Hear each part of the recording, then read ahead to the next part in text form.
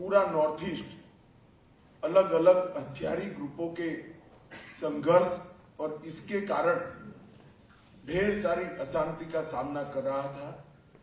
इसकी जगह आज नॉर्थ ईस्ट कनेक्टिविटी से जुड़ा है और न केवल फिजिकल कनेक्टिविटी, इसके साथ साथ भारत के बाकी हिस्से और नॉर्थ ईस्ट के लोग इसके बीच की मन की दूरियां भी कम कर मन की कनेक्टिविटी भी मोदी जी ने यहां पर स्थापित की है।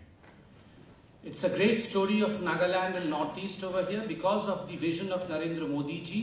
Previously, Northeast, which was known for its insurgent groups, today is known for peace and progress through connectivity and through development. Connectivity, not just physical connectivity of roads, etc., but also the emotional connect that exists between different parts of India and the Northeast today. मित्रों, आज मोदी सरकार ने नागालैंड के लिए 3 P का लक्ष्य रखा था, पीस, प्रोग्रेस और प्रॉस्पेरिटी, और ये तीनों P को सफलतापूर्वक नागालैंड के अंदर प्रस्तावित करने में मोदी सरकार को सफलता मिली है। The Modi government had a vision of 3 Ps for the Nagaland, that is peace, progress and prosperity. And today, all these 3 Ps have been successfully implemented in this great land of Nagaland.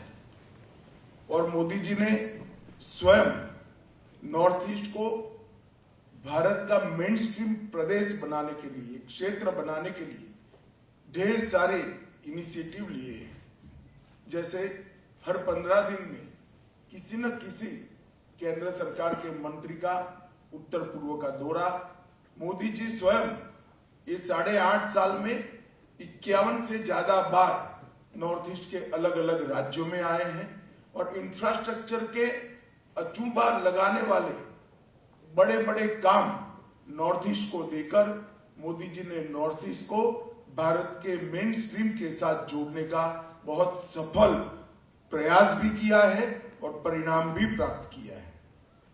Honorable Prime Minister Shri Narendra Modi ji's vision of mainstreaming the Northeast has borne fruits today. Through various modes he has done so. Number 1, for the mainstreaming, he has taken the initiative to see to it that every Union Minister of Government of India visits the Northeast of India once in a fortnight, that is 15 days. Similarly, it's a matter of great joy that the Prime Minister himself in the last 8.5 years has visited Northeast 51 times. This is a record in itself, and some of the biggest infrastructural projects have been allotted to the Northeast so that Northeast becomes a saga of development. मित्रों, बुनियादी ढांचे के विकास के साथ साथ जनता की सुविधाओं पर भी भारत सरकार ने अपना ध्यान केंद्रित किया है।